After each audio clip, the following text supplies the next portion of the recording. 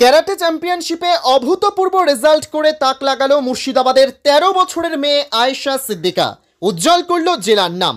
৩টি দেশের মধ্যে স্বর্ণপদক পেয়ে তাক লাগালো।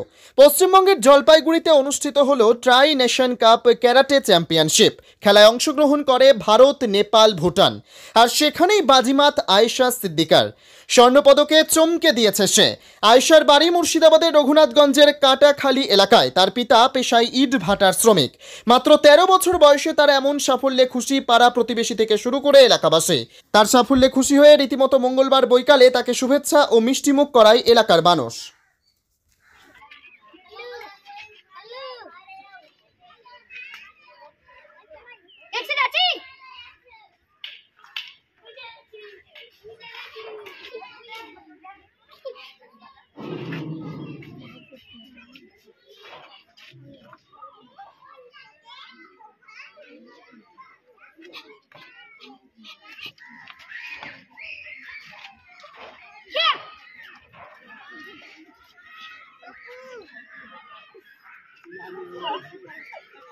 Hey.